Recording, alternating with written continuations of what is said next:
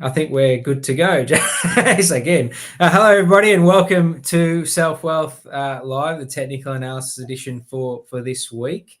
Hopefully, everyone's had a good week so far. How have you been, Jason? Hey, Roger, I'm good. I'm good. Looking forward to another show. We've got a few interesting things to go through today. So I think, I think it should be a pretty interesting segment today. That's fantastic. Let us know you're here by shouting hello to us, please, on the chat. We want to know that there's someone watching us. Obviously, yes, the markets are the Australian market once again seems to have hit a bit of an all-time high. So, is it going to last? We don't know, obviously, but yes, we can talk. We're going to chat about that today. If you don't know, if this is the first time you've come to this show, obviously we've got a lot of existing viewers and know exactly what we're doing. But if it's the first time, please, it's great honour to have Jason as usual every week. He's a 30-year veteran in the markets. To my left of screen, and he's from Motion Trader. Jason's from Motion Trader, so you can always go and check him out at his website, motiontrader.com.au, even his YouTube channel. My name's Roger. I'm from Selfwealth, and it's a great honour to be working for such a great company such as Selfwealth, which is I've been in the company for 3 years now, and it's been a fantastic journey. Just to see what's evolved and to speak to so many clients of ours and see how it's helped them with a simple platform, easy to use, and obviously one of the biggest reasons why people come to a platform like Selfwealth is the fixed price brokerage. One of the first brokers to introduce that low cost brokerage. So I don't often do plugs like this right at the start, but I'm doing it now. So I hope you don't mind, everyone. It's great to see you here watching us once again. We're here to help you learn how to read the price charts. That's what this show's about, the technical analysis side of things. How to analyze the price charts, and it's thanks to Jace that we're able to do that. Before we do that this week, Jace, do you mind going through our disclaimer that we do every week, please? Yes, of course. Everything today is general commentary only, no personal advice given in any of this. And I'm going to quickly put on a disclaimer that we put up each week, and that just goes through that all the licensing details. Also, I'm not part of Selfwealth, as Rod mentioned earlier. My business is Motion Trader, so you see my details in the top section. Licensing, etc., and then beneath that is the Selfwealth details as well. So yeah, general commentary only. Fantastic. All right. So as I see the tickers start rolling in, remember we're here to analyze your picks or your companies that you would like us to have a look. Obviously, publicly listed companies, whether that be in Australia or America or even Hong Kong. They're the three markets we're going to analyze as per usual overall now. Jace, but yeah, if you've got something for us, any questions around what we do technical analysis wise, send them in as well. We'll try and get to them, but yeah, feel free and chuck in those tickers as well while we chat. Let's have a look at that Aussie market to start off with then, Jace.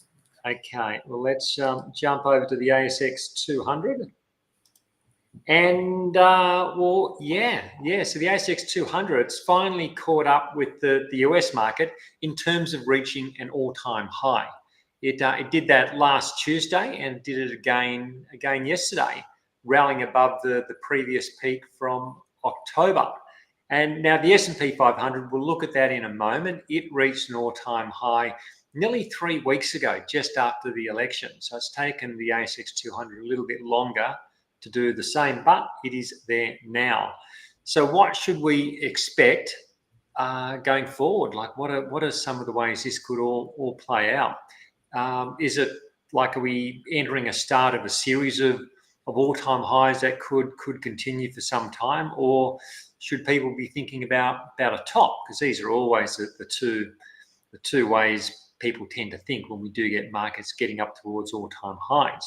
And I think it's such an interesting area from a psychological perspective, because like you get one group of people who will see all-time highs and then they'll just extrapolate them forward, and that's kind of like a trend following approach in a way. You're just looking for what's working to continue working. But then you get another group of people who will start worrying that the all-time high means the best gains are in the past and that now it's too late to get in. And you hear sayings like, we all know those sayings, buy low, sell high. And people will think, well, look, the market's at an all-time high, so that must be high, so maybe it's time to sell. But the thing is, that's often not the case, because these markets which are strong, and also stocks that are strong, they tend to move higher. And that's how a trend works. It's like higher prices lead to more higher prices over time. And then this can last for quite an extended period. So from that perspective, should we be looking for reasons for this trend that's been in place for the last year to end, or should we accept that the path of least resistance is up? I look at this in favour of the latter, and that's been the case all year since prices got above these moving averages back in early December 2023. Price has been above the averages have been rising, and prices continued on with that. So I think the path of least resistance remains to the upside, and until we have evidence to the contrary, I think the right thing to do is to maintain exposure to what's been a really, really good upward trend. For me, an all-time high is a positive, and it's positive because it shows that investors are paying up to own stocks and that money continues to come into the market. Now, of course, that doesn't mean we should expect the market's going to be up every day or every week for that matter, or even every month. So these pullbacks, we get all these pullbacks along the way that make people nervous and shake people out. And that's just a normal part of an upward trend. We're always going to get them along the way. But the key components of an upward trend all remain in place. I want to have a quick look at the equal weight, the ASX 200 on an equal weight basis. So let me just jump over to that. And so the market capitalization index is of course important to look at. The thing with that is, so it's going to be heavily influenced by the top at least the top 5 to 10 stocks. Like they have an oversized pull on what the index does. The equal weight will rank every stock from largest to smallest and weight them equally. So it gives, I find it gives a better overall view of what the market's doing. What's interesting with this is the equal weight has not made an all-time high as yet. It's still below its October peak. And so this is what we'd call non-confirmation. Now, non-confirmation can be a warning sign, but in this instance, I don't think that's a situation. I think it's probably more a case that maybe the market isn't quite ready to really extend higher at this stage. So I wouldn't be surprised if we see the ASX 200 pause maybe around current levels and consolidate, perhaps for a few weeks. Yeah, because this non-confirmation does tell us that the broader market is not pushing higher to new all-time highs. A lot of it's around CBA. CBA has been making some strong all-time highs lately, and it's one of the largest stocks. The overall structure here, despite this non-confirmation, the overall structure here, it's bullish. So we break this chart structure down. I've got the moving averages. I use a 50 and 100-day moving average. So the top moving average is a 50. Below there is a 100-day moving average. And price, so the moving averages are both continuing to rise, and price is above the moving averages. So that's a base case for a bullish trend when you get those criteria. And we're also seeing interest in buying the dip around the 50-day moving average. So we just had this rally recently off the 50-day moving average. And so that's always a positive sign in a rising market, and we've seen that numerous times over the last few months. I think there's a good chance the equal weight breaks above this October high in the next few weeks, and if that happens, it would also be an all-time high for the equal weight. So let me just compress this a bit. There's the all-time high back in January 2022. So the October high is pretty much the same as the all-time high. So that's where I think we're heading. I think we're heading to a new high in the equal weight, and that also makes that all-time high for the for that index. I think the odds continue to favour the upside. We always need to manage our risk, but I think the default position should be staying long stocks unless there's a reason to think otherwise. At the moment, I just don't see that reason the way the charts are currently structured. Yeah, well, it's good to see the once again having that other view of the equal weight and just showing that it's positive signs, and not just everyone's always looking at that ASX 200, but if it's just being carried by the banks, then it's not a good reflection of our overall stock market, right? So I love the fact that we bring up that equal weight index as well, and just to see if that's helping the overall market along as well. But it's good positive signs there, Jace. Thanks for that. What's the American market doing? Well, we'll jump over to the S&P 500. And last week we spoke about how the S&P 500 and the US market in general, to talk about how I thought they were at an important point. And it was all about, was this post-election rally that we saw that big rally after the election?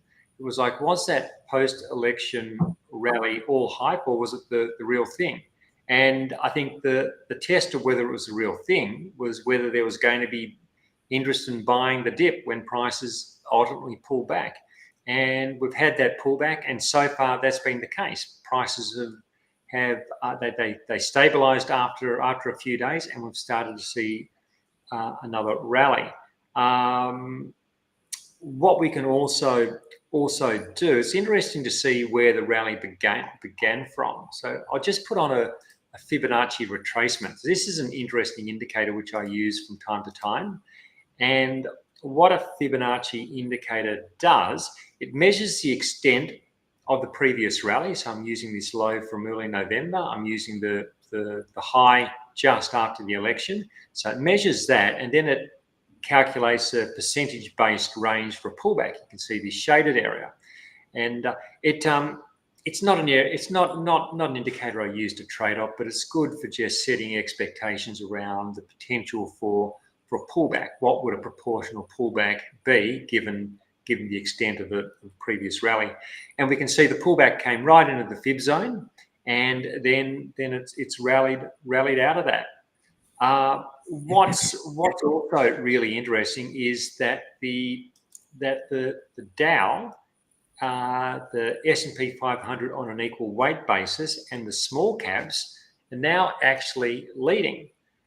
It's not the S&P 500 or the Nasdaq, because those other indices, so the Dow, the equal weight, and the Russell 2000, which is the small caps, they're at all-time highs, while the S&P 500 hasn't quite gotten above its all-time high as yet. So I'll show you what I mean. Let's jump over and look at the S&P 500 on an equal weighted basis, just like we did for the ASX 200. You can see, there we go, all-time high on during Monday's trading, and also a strong rally off the 50-day moving average. I think the positive here is that this is what the new highs in the equal weight tell us. It tells us that it's not a narrow rally led by a few big stocks. When we look at the S&P 500, which is heavily weighted towards the Magnificent Seven, as they're called, the top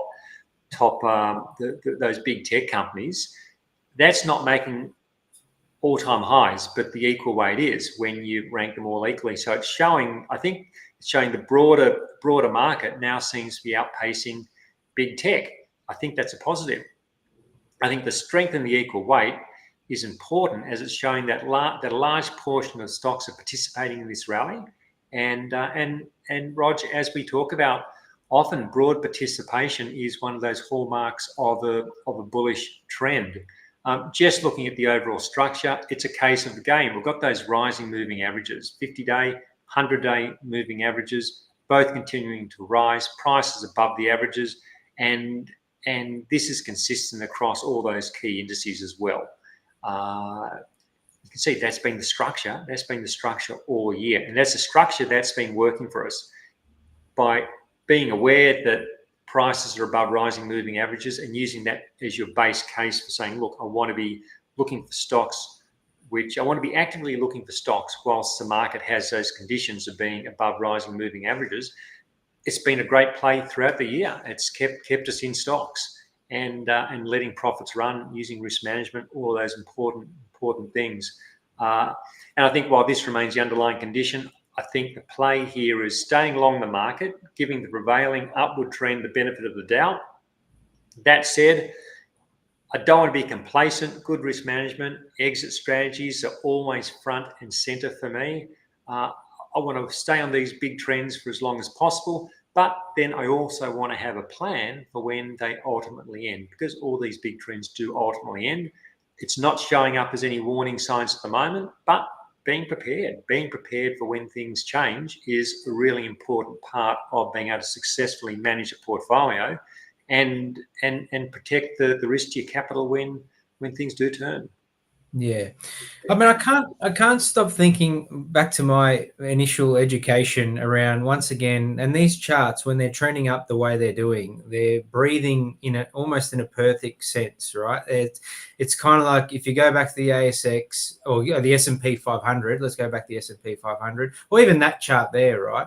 They're going back to the previous consolidation point and just rebounding off it. So you can literally draw a line in the previous top of the consolidation point, and it's bouncing back to a support point and then bouncing off it, right? So technically speaking, once again, you can't ask for much more, in terms of reading the charts and I think about the shows that we did and teaching people how to read these charts, support and resistance. You brought up the fib, Jason, which is why I'm bringing this up, this point now, is that it doesn't happen perfectly all the time, right? But if we look at these charts, even that one there, where we look at that recent pullback, it just literally went back to that support area, that most recent support area, it's starting to pull off. Not to say it's going to continue taking off now, but if you want a point to get in, we're able to teach you that area of interest, right? We're able to see that area of interest, which is what I love to see. I mean, it's never perfect, right? But I love to see it,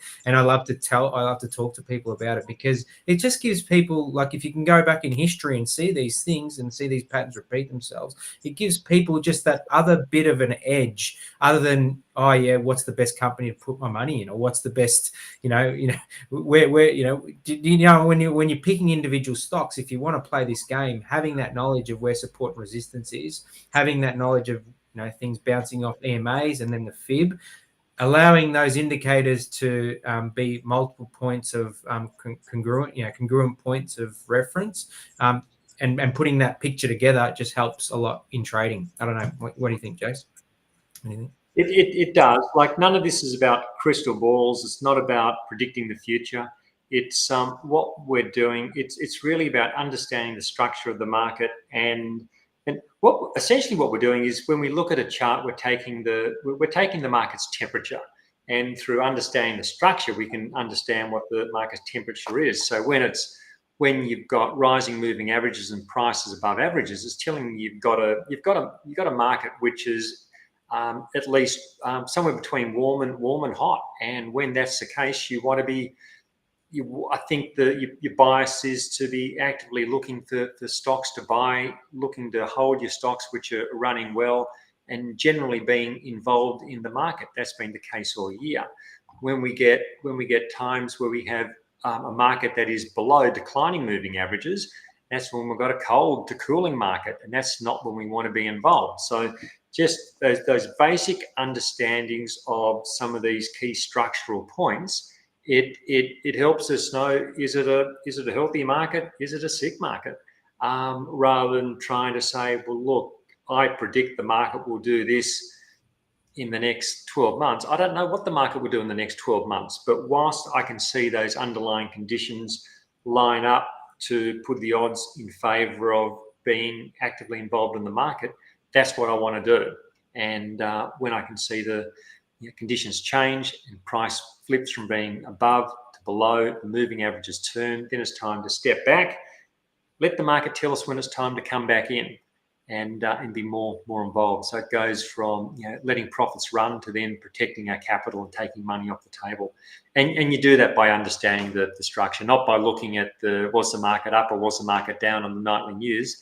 You don't get any overall perspective. It's out of context. You don't get the context of the situation when you just see those numbers. You've got to see the chart, and you've got to see what is the price doing in relation to those slower moving averages to get an idea.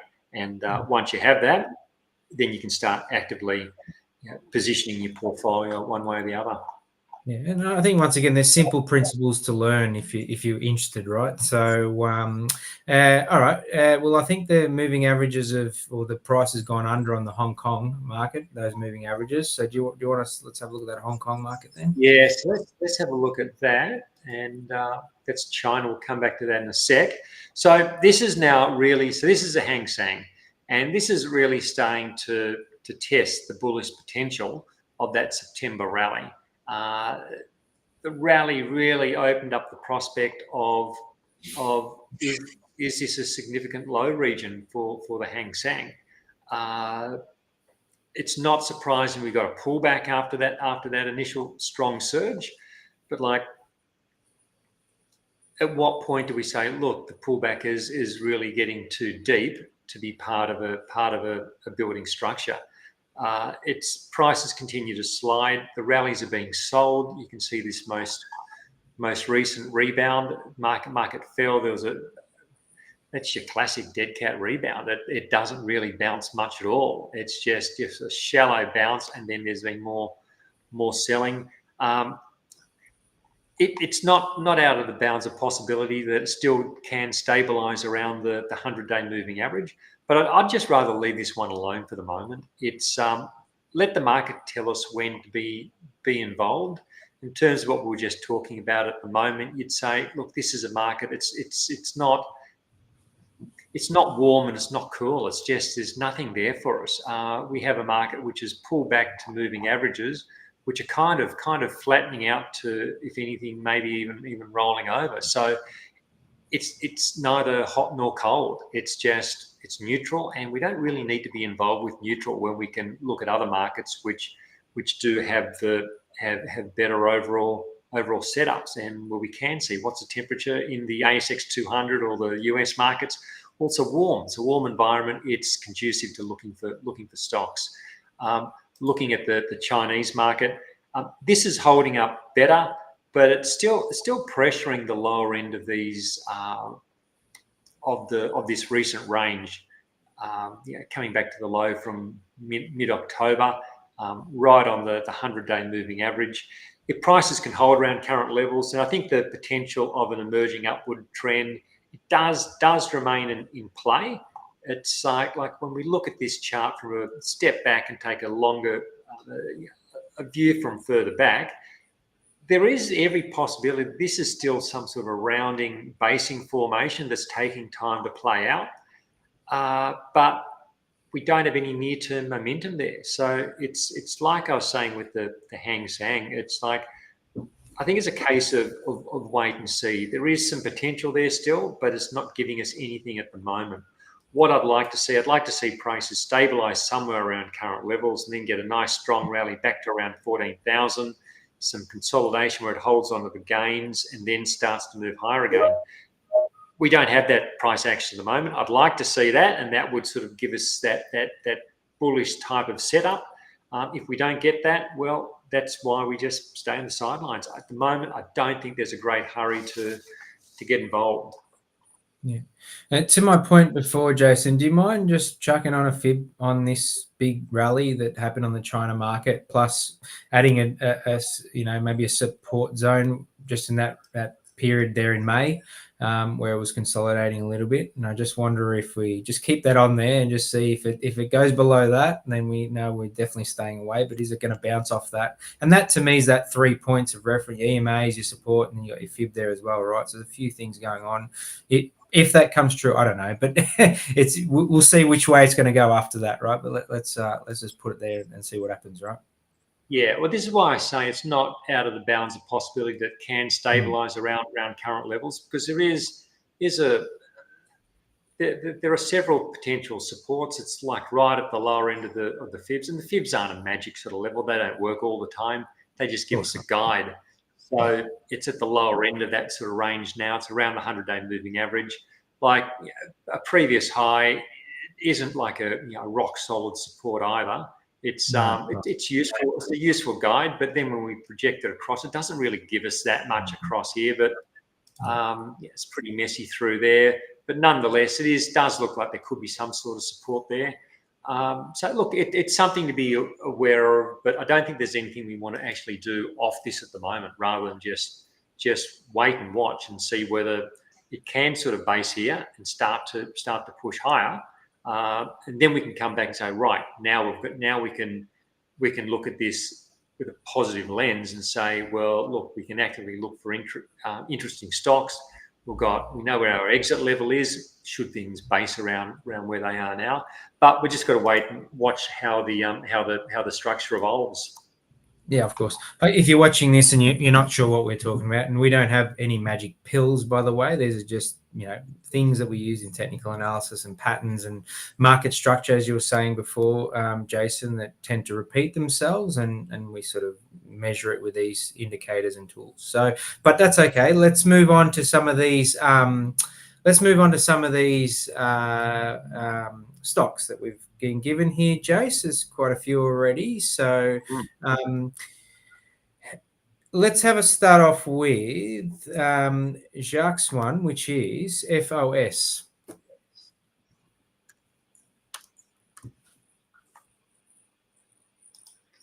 I don't know this stock. Yeah. Well, it's got the building blocks of an upward trend. It's got rising moving averages.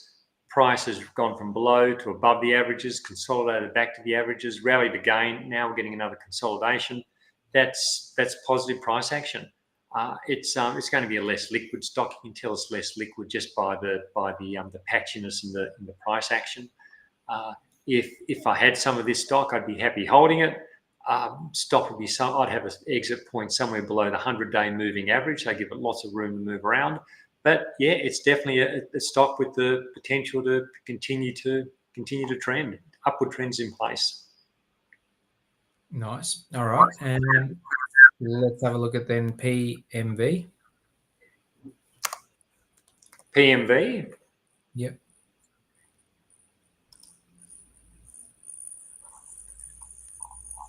So upward trend's been in place for this for probably about a year, thereabouts. It's really been consolidating, I guess, from the August high. It's kind of a bit. It's range bound at the moment. So if this was a stock which I was in, like I'm not in this stock, but had I got in earlier on when it started to give us those bullish signals back late last year, early this year.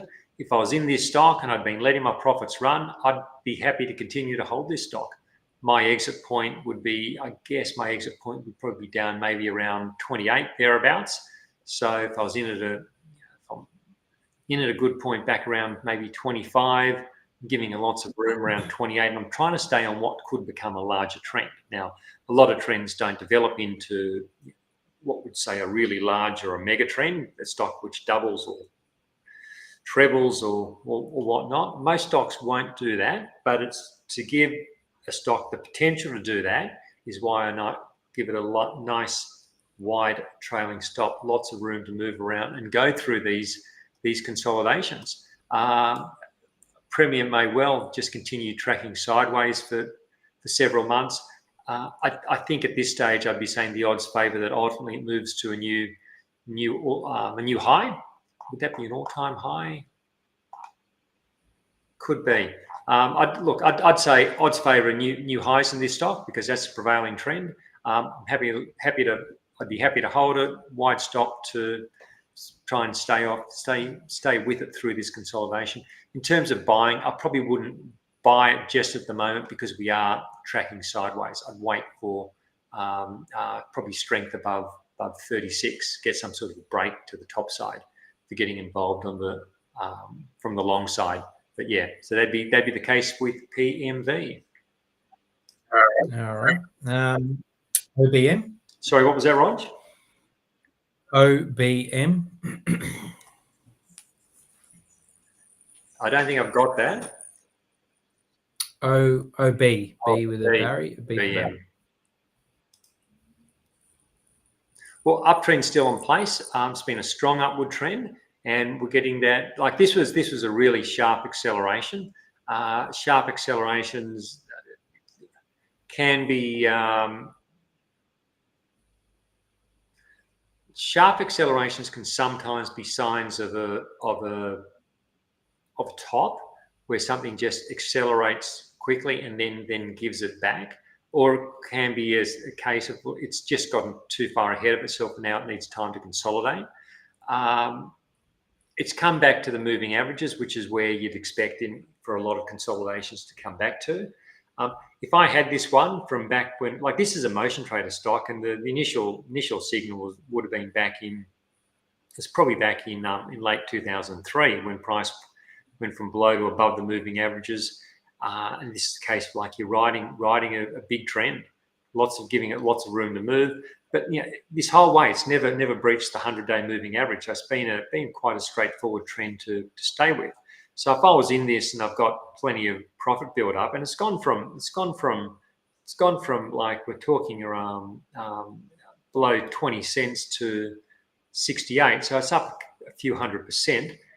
It's if I was up a few 100% in this one, I'm happily staying on board. Wide trailing stop below the 100-day moving average. See if it can stabilize around current levels, because it could well stabilize somewhere around where it currently is. It might take some more time to back and fill and consolidate, but I'd be giving it the benefit of the doubt to say, the potential for higher levels is in play. I'm probably not in a hurry to buy it just at the moment, whilst it's going through this steeper pullback. When we get sort of more of a pullback which goes sideways into the moving averages, I'm open to buying those dips. Even this one that we saw in July, it's sort of like it's just a bit of a zigzag pullback to the moving average. That sort of dip I'd consider buying. When it's a sharper pullback, I'm probably more inclined just to step back and see how the price action develops. But for me, it's still a hold. Okay. Just for curiosity, on that chart there, Jay, so before I go to the next one, when would you start getting, you said the stop just under the 100 EMA, right? The calculated, my calculated trailing stop is almost always below the 100-day moving average. But it's a calculation. It's based on the stock's volatility. This has been quite a volatile stock. So, my stock could be back towards 50 cents. So it's quite a bit below the 100-day moving average. The 100-day moving average on its own, it's probably an okay sort of stop loss, but I don't think it's as effective as something which takes a stock's volatility into account and like a trailing ATR stop, which we've spoken about in previous weeks. So look, my stop would be back around maybe around 50 cents on this. And someone will say, look, you risk giving back a lot, but that's how I stay on large trends. That's how I'm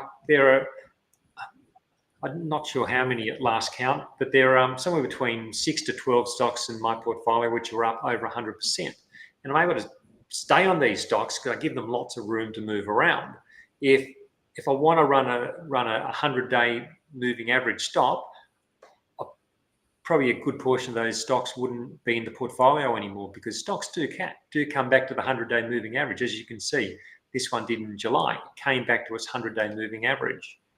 At the time, doesn't look so bad when you look at it from this perspective, because it all gets compressed because it's this price action is so large.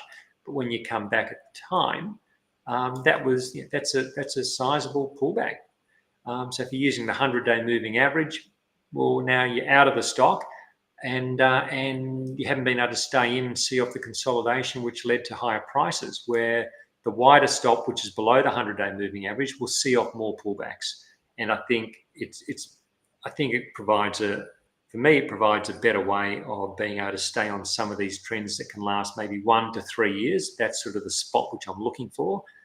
I'm rarely in a stock beyond 3 years, because by then it will have a large correction, which will take out even a wide trailing stop. It's not a buy and hold strategy, but it's that 1 to 3 year period. That's where the big gains from, say, 100% through to 3, 4, 500% plus can occur, but you've got to give them room to move.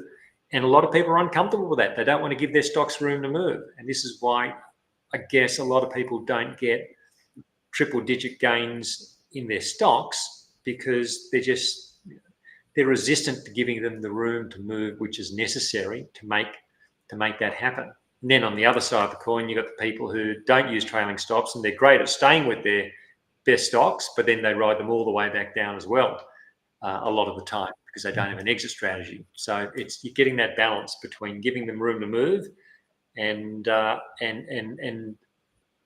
actually having a point where you say enough's enough. Yeah. All right. No worries.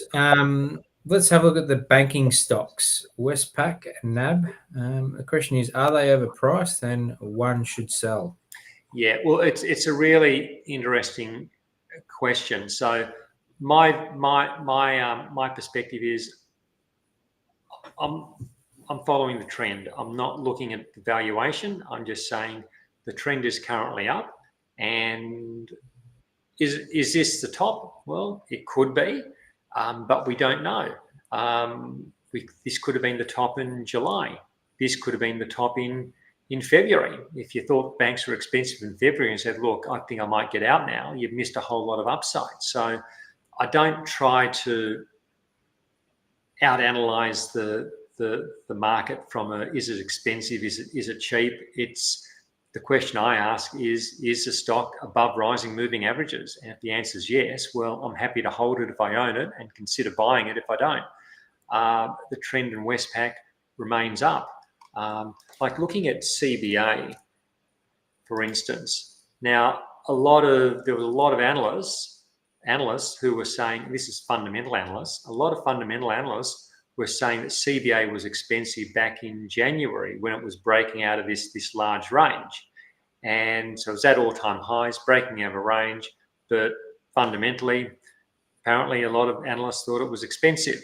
Now it's gone from $113 up to $160.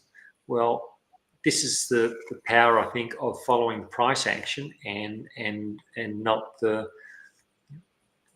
analyst's view of fair value, because this is the thing in a trend. A trend can last a lot longer and go a lot further than many people think is possible. I guess that's what CBA's done to an extent for a lot of people. A lot of people didn't think such a rally would have been possible.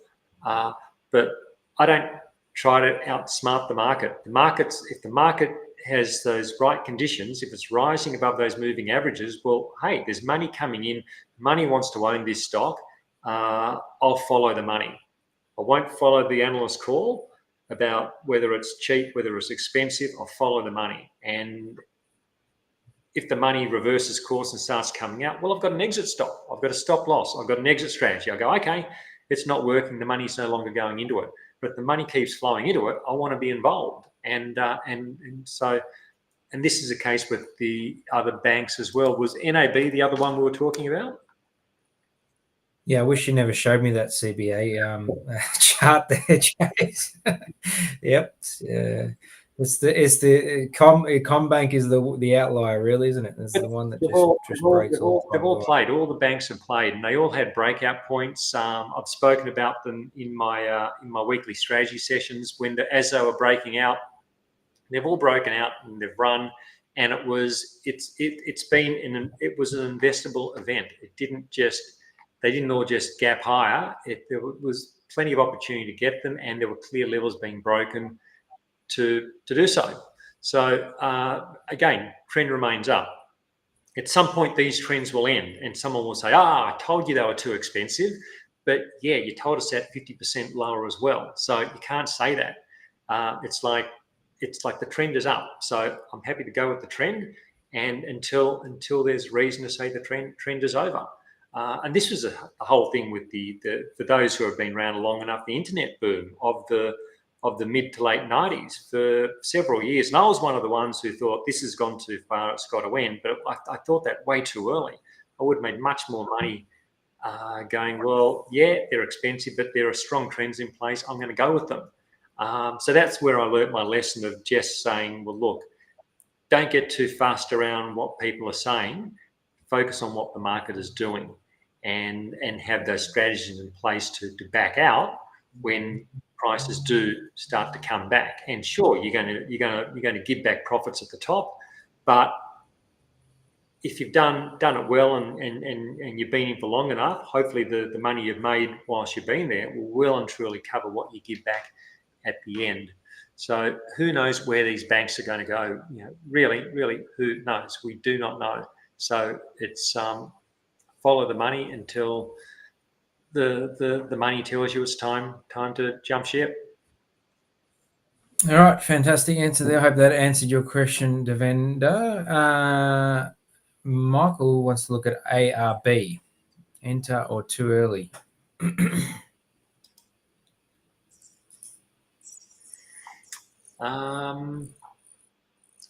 This is interesting. It must have been something we're doing. I would have been talking about buying the dip. You want to buy the dip when prices are coming back to rising moving averages, and you want to sell the rallies when prices are coming back to declining moving averages. So that's what all that's about. That's they're left over from another conversation. So what do we have with this? Is this a buy the dip moment? Well, it's not quite like these previous dips which I've got marked on the chart, in that moving averages have started to roll over a little bit, but price is still trading around those moving averages. I think that the underlying trend in this stock remains up. It looks to me at this case, at this stage, I'd be calling this a correction of the previous of the underlying trend. So I've had this. It hasn't been the strongest of trends. It has been a bit messy, but nonetheless, it has been rising generally with these averages. The averages has just been more inclined to rally and then go sideways for a bit, then rally. Maybe we're going through another one of these sideways consolidations in the averages. Would you buy it here? Well, one strategy would be to buy it here and have an exit point, relatively close. So look, if it can hold this sort of region around $40, it could be bought here, and maybe a stop loss could be placed about 7 to 8% lower. I probably wouldn't do that. Actually, I'd probably continue just to watch the price action, see if it continues to stabilize, and then probably buy into some strength. So maybe buying, like if we get more consolidation over maybe over another month or two, and we get like a larger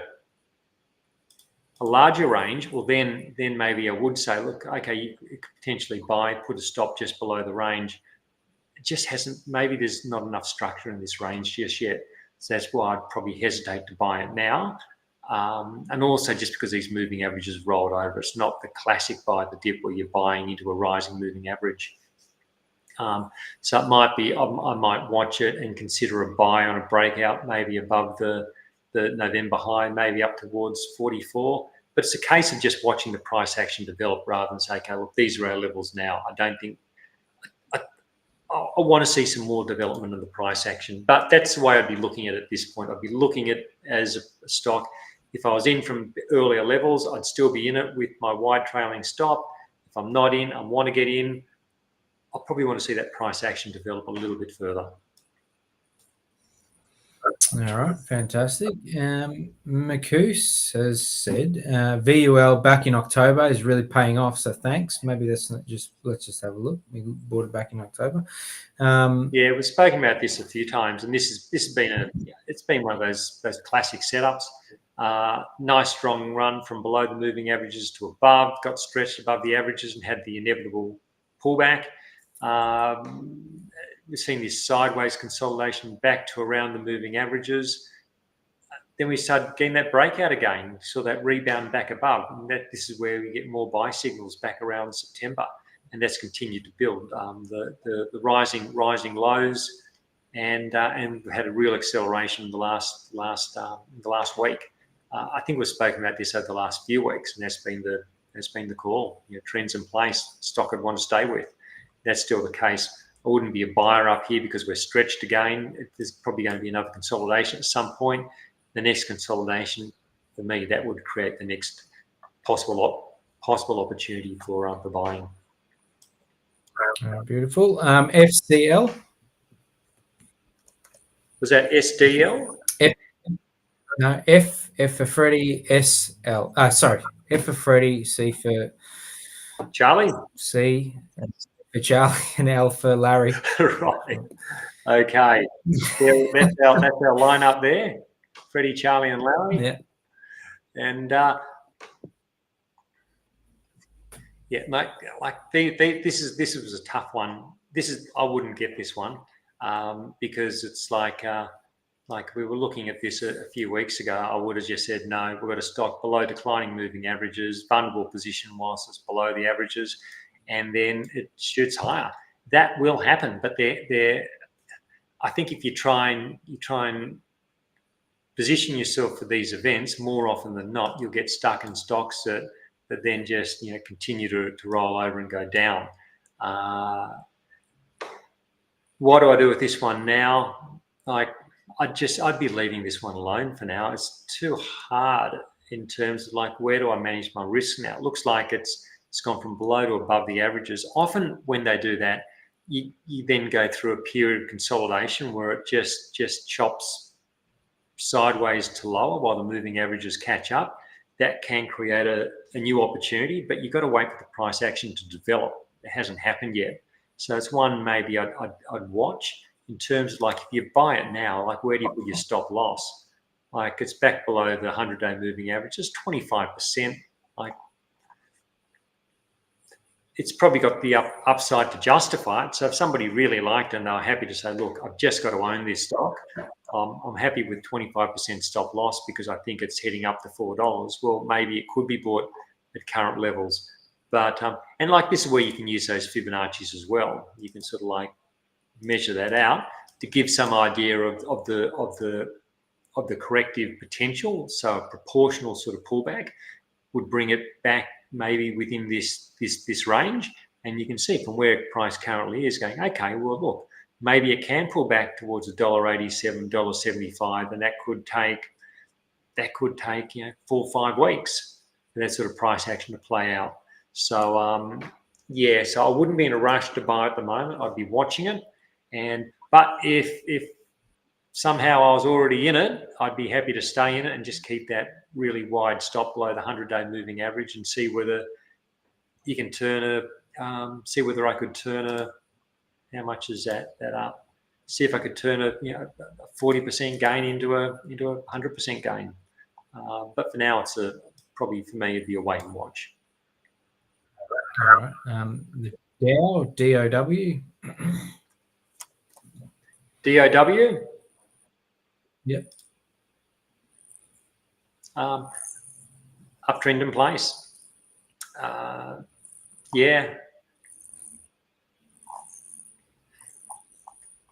It's just moving nicely up along the moving averages. It's a stock I'd be happily holding. I'm just wondering, is it there's no reason why it couldn't be bought here as well. Someone liked the idea of this stock could be bought here. Maybe a stop loss could be. It's only 10% back below the 100-day moving average thereabouts. So look, it could be bought on a 10% stock. It's probably not one of those stocks which is going to. Oh look, you never know. You never know with trends. It could it double? Well, it could. I don't know what the probability of that would be, but yeah, it certainly has enough upside potential to warrant being bought with a trailing stop around below the 100-day moving average. What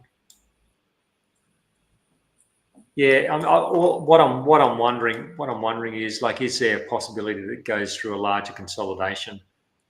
But look, I don't know whether it does that or not. So look, if I had it, I'm happy holding it. Wide trailing stop. If I like it and I want to buy some, I could buy some probably around current levels. Maybe just wait and see whether we get a breakout above these recent highs. So maybe it's around 595 or so, with a stop below the 100-day moving average. That could be the play. But uptrends in place. All right, good one, Neville. We've got BHP long term, hold current. Yeah, this is really not playing out BHP. Like long term, okay. So you've held BHP long term. Looking at a weekly chart, it's this overall upward trend is still in play. It hasn't. There is some vulnerability coming into it, and I was looking at this, and I'm wondering, like these moving averages, weekly moving averages, are rolling over and prices below it. So there is vulnerability when that happens, but it's. But for anyone who's holding it longer term, I don't want to encourage someone who's approached this with a buy and hold mentality, that they should be considering otherwise, because it pays out so much in dividends that the overall return of this has been terrific. In terms of like someone who's not sort of like thinking longer term, is thinking more 1 to 2 years out, it's I'm getting a bit concerned with the price action. It was looking encouraging.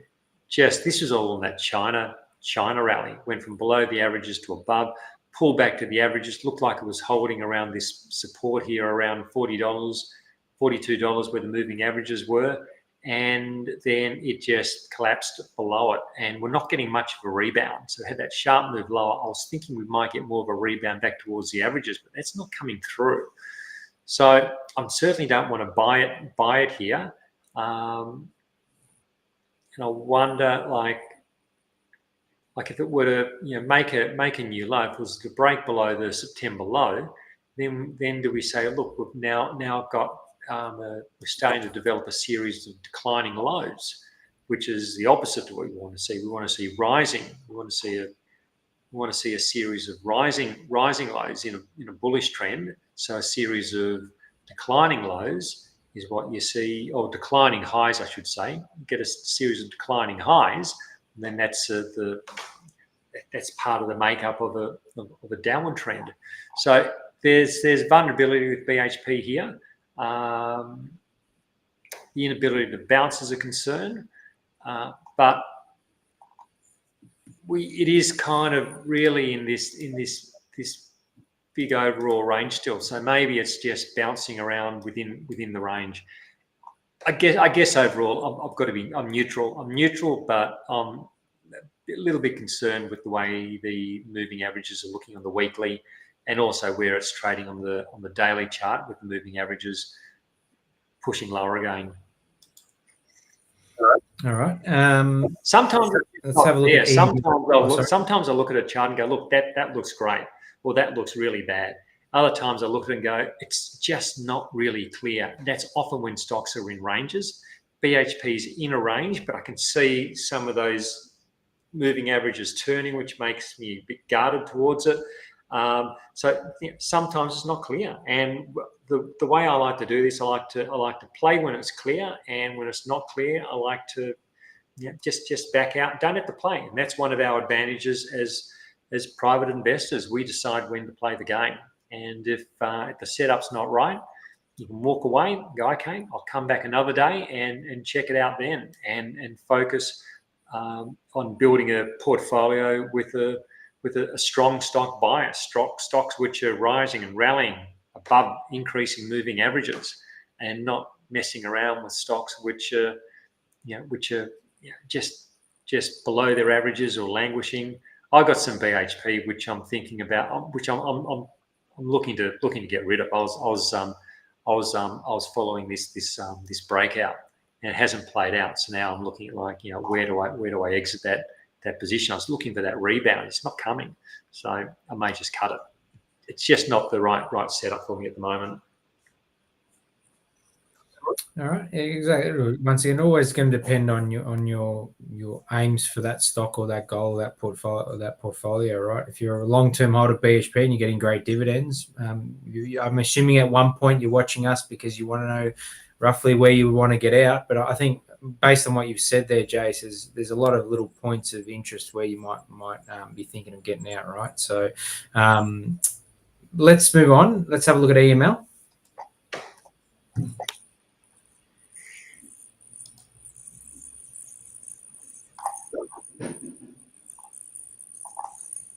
Yeah, look, I'd still be leaving this one alone. It's been prone to some sharp moves and some gaps. I can see all this price action over the last couple of years where it quickly moves and it quickly comes back. Like looking at this latest gap, like is gap higher? Is that going to stick, or is it going to quickly unravel? I need to see the moving averages continue to turn higher. So often when we get a stock that does quickly rally, it does tend to then at some point it's going to consolidate at some point more than likely, and it's what that consolidation looks like. And then should the moving averages start to turn higher and the price consolidates into the moving averages as it turns higher, well then the structure starts to look interesting and we start getting some potential trade setups from it. But at this point, it's just one gap higher. Like if you'd asked me last week, I'd be saying, look, this is vulnerable. Declining moving averages. It's rallied back to the averages. It's vulnerable to lower levels. The structure wasn't right. It's not about looking at a chart and saying, look, this is my crystal ball to what's happening next week. It's just telling you this is a market which is cool. I don't need to go into the cool pool. I want to go over into the warm springs and hang out there because that's where I'm going to find my best ideas. Someone in the cool pool can turn up, but it's I think the odds are against it. And until we get those moving averages supporting it on the upside, yeah, I'd still be leaving this one alone. All right, EOS.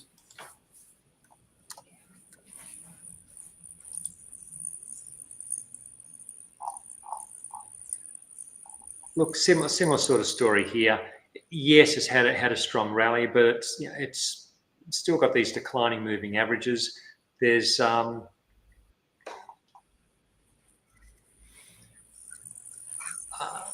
we've also got this large range, which is sketching that large range. I spent all this time in this range. It broke to the downside. Hasn't picked up downward momentum from that range. Maybe that's a false break. Maybe this is the start of the price action starting to set itself up. But it's just too little price action. It's just really one good day. And is that going to be enough to turn this one around? The risk is that it's one good day, and then you find selling into the rally, and the price starts making its way down again. So I'd be inclined just to leave this one alone for now and see how the price action develops. If it can hold on to these recent gains and we get a bit of a track sideways and then start to break higher again, that's when I start getting interested. But at the moment, there's not enough here to say that it's time that the odds are really moving in favour of this stock. It's not saying it can't go up, but it's still fighting against declining moving averages and a series of lower highs. Okay, we've got quite a few to get through, Jace. Just letting you know. So let's go with VAU. We'll do as many as we can. Sorry if we don't get to them all, but we'll do as many as we can. Okay, look, this is a no for me at the moment, just because we've got this. It's below the declining moving averages. Like, look at the fall. The fall there was quite impulsive, and then we've got this fairly modest rally, like muted rally back to the averages. So is this a case of sell the rally, and we're going to see more downside? So if I had this one, I'd probably be moving it on, or even like looking at that low from November. Maybe that could be an exit point. broke below there, well, then I'd probably say, look, the risk is that it continues to trend lower. So I've got to have a get out point for this. I'm looking at an exit, certainly not a buy at this stage. Okay. AVH.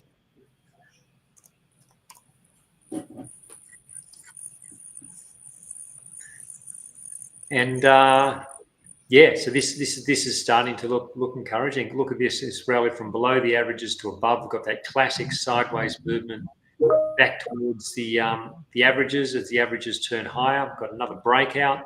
So it's a stock that's rallying. It's a stock that I'd be happy to hold. I'd probably look for the next consolidation as a possible entry point. What does that consolidation look like? But if I'm in this stock, I'm happy holding it with my wide trailing stop. If I'm interested in it, I'm probably waiting for the next consolidation, see what it looks like, and using that maybe as my entry point. All right. Let's now have a look at. Oh, this is a couple of people want to look at this one. IPG. It's been quite a bit of a drop on that.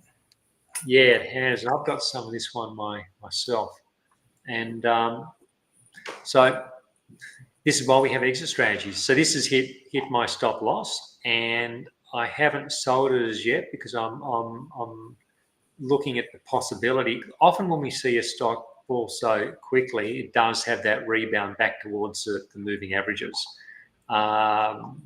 So I don't set a live stop in the market. When you don't do that, that's this is a risk. You get a fast market, and by the time you see it, it's already through your stop. So I think there's a fair chance there's a rally back towards maybe back towards $4 once this initial sell-off is done. But this is a stock I will exit. I'll be exiting this stock. I'm not going to say, oh, well, look, I'll give it a bit longer, and if we get a rebound, I won't say, oh, look, I'll just keep giving it a bit longer. It's hit my exit level. It's now, I'm leaving. It's just a matter of where I leave. If it continues to unwind, I'll bite the bullet and say, fine, it's not rebounding soon enough. I've got to get out.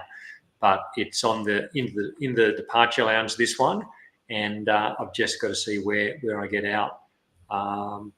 Like you can see, like we had this sharp sell-off. Look at this sharp sell-off in October last year. It got to a point where there was a rebound back towards the averages. So that's where I would have looked to have gotten out. This one continued higher, and that will happen too. But it's just that initial sharp move from above to below. You often get a rebound too. So we'll see whether we gain. But for me, it's an exit. All right. Fantastic. Let's have a look. Look at PFE, which made $1.06, which the CEO raised the outlook with a 42-cent dividend each quarter, with about 3 new drugs, was FDA approved about a month ago before earnings. Anyway, let's just have a look at this stock and what you think. PFE. What's the code again? PFE. That's the one. Yeah. Is this the one? It's the minerals company? I would assume. Well, no, he's talking about FDA approvals, so that's generally therapeutics or something, isn't it? This wouldn't be Pfizer, would it? Wouldn't be an American stock potentially, yeah. Don't think it'd be Pfizer based on what you were just Oh no, saying. We can revisit that, Michael, if you want to give us some clarity on that one. PFE. Let's have a look at SLX.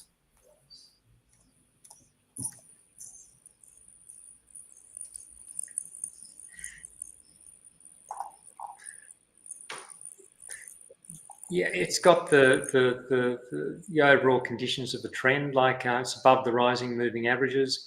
But I just wonder, is this part of a? So this is it's a uranium orientated stock. Is this part? Will this form part of a larger range? Like, for instance, do we end up with I'm not sure. Like, for one, it's had this big rally from below the moving averages to above. Does it now consolidate while the moving averages catch up, and then from there it breaks higher? Does it fall deeper into the range and form a larger range with there's the top of the range, the bottom of the range? Does it come back there and we get some sort of a contracting pattern form? I'm not in a hurry to go and rush out and buy this stock, because I think there's probably some consolidation coming. Then we can look at that consolidation and say, well, what does it look like from there? Is it sideways from here, which would be probably the more bullish scenario, or is it a larger range that then takes a whole lot longer? I don't know which way it plays out. If I bought some and I got some of this rally, by all means, I'd be hanging onto it. But I probably wouldn't rush to buy it just yet, because I think there could be some more consolidation coming.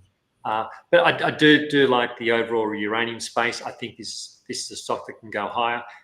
For me, it's a timing consideration. Okay, WDS. And Woodside is going to be a no, because we got these declining moving averages. And the oil price is sort of really wedged in a tight band at the moment. We don't know which way it's going to break. This could be a part of a bottoming process for Woodside, or it could just be another rally back to the declining moving averages, which then resolves to the downside. So I'd say the odds favour. You look at these past instances where it's been a case of sell the rally, hasn't it? The stock falls, comes back to the moving averages, and goes again. So it's been a case of sell the rallies. The odds would favour that it sees another low. Now, that doesn't necessarily happen, but that's just the odds of the path of least resistance. So I'd leave this one alone at the moment. If it's going to get bullish, it'll get above the moving averages. The averages will start turning, but it's probably a story for a little bit later rather than now. All right. Then SPK.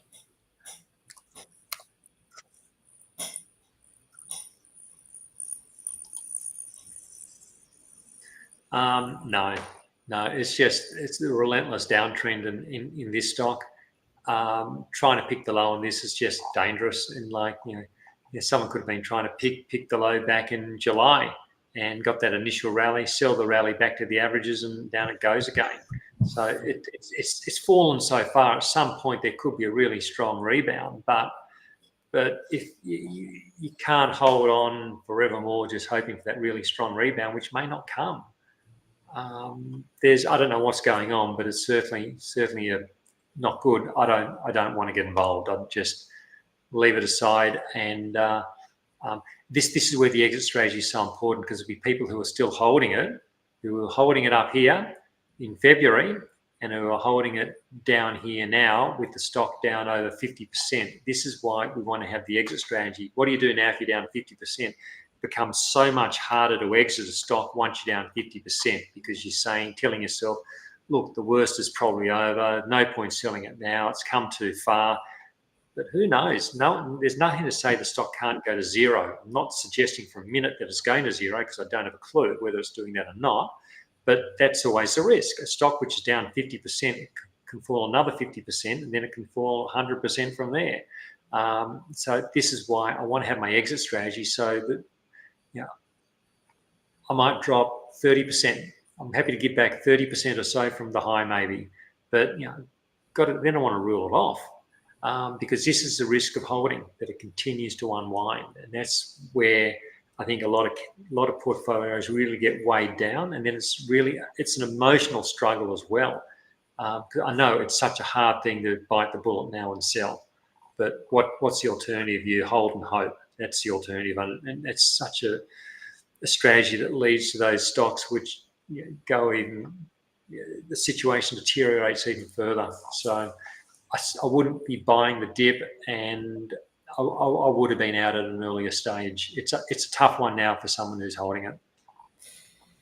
Yeah, and that's coming from someone who's always trying to find the silver lining in a stock, obviously, but we know that's no good, that one. DUG? I don't want to say, look, I'd bite the bullet and sell it now. I say that the stock rebounds and someone's taken a 50% hit. People have to be responsible to make their own calls at the individual. It's like, I would have been out earlier if I had it in my portfolio and I'd overlooked it. I'd forgotten I had this one, and I saw the ticker code now. I'd go, oh, I better pay more attention to my portfolio. And I'd bite the bullet and I'd sell it. But that's me. Everyone's got to make their own call, because the thing with having these stocks in your portfolio, it also just, every time you look at it, it's an emotional hit. I'd rather get it out, clean the slate, move on to something more positive. This stock is unlikely to be in an uptrend anytime soon. Hold it for 2, 3, 4 years. Maybe it recovers. I don't know. But there's nothing to say it can't continue to decline as well. So this is why I say it's better not getting into these situations in the first place by trying to have those exit points which you have in mind, which are at higher levels. But it's Now that's okay, because Elizabeth who asked it, she doesn't have it anyway, so that's okay. So let's get on to DUG.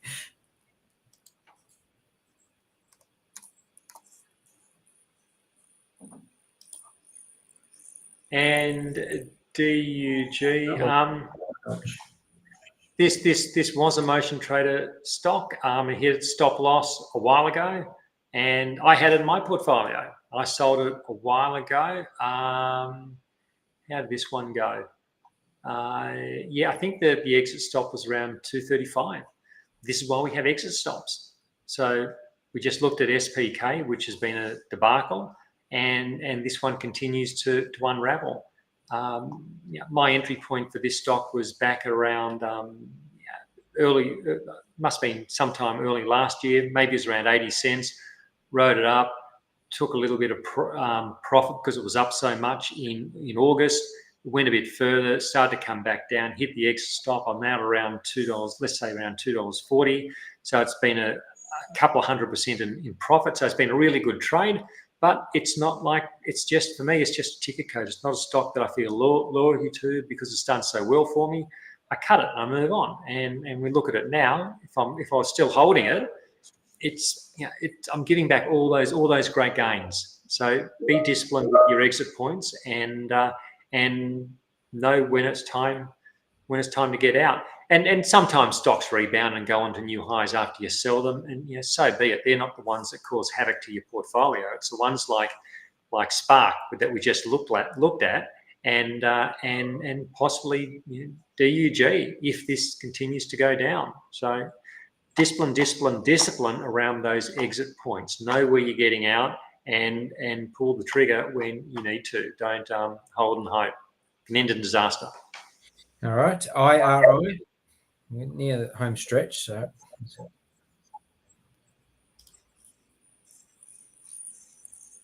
yeah, well, look, I'd be out of this one. It's hit. This was a motion trader stock. It hit a stop loss. It's like this is a neutral with probably a negative bias because it's got the declining moving averages. It's consolidating below the averages. The risk is that it continues to fall away. So I'd be leaving this one alone. It would take stability around current levels and then a push back to the other side of the moving averages, the top side of the moving averages. Then I'll start looking at it with a more positive, with maybe a more positive take on it. But at this stage, I'm worried about the risk, so I'd be leaving it alone. Okay. DRO.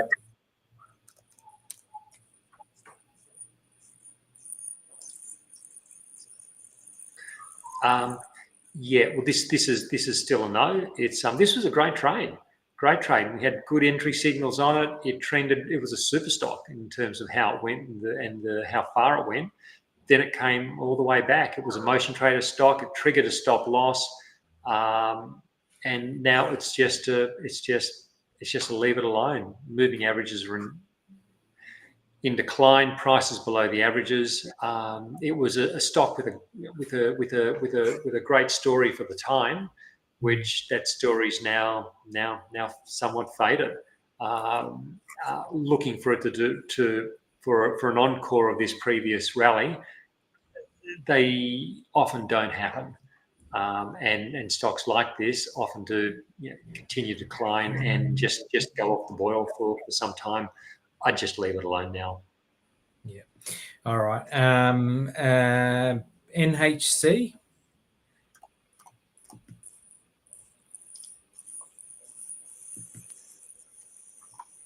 Again, I'd leave it alone. It's just trading sideways. It's been trading sideways for a while. I'd look at it with I do have a positive tilt towards it, because I look at this rally from 21 into the peak. That was a bullish period, and the price action since looks corrective. So it looks like a strong upward trend followed by a lengthy multi-year sideways consolidation, sideways to lower consolidation.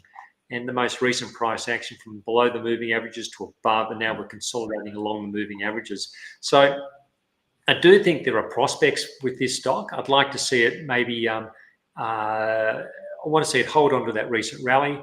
If it tracks sideways along the averages, then starts to break higher again, like getting above the October high, maybe around 530-ish thereabout, and then would have the moving averages starting to turn higher with the price rallying, and that could be an entry point. And we can manage risk around that with a stop loss just back below the 100-day moving average, below the November low, and that could come into play.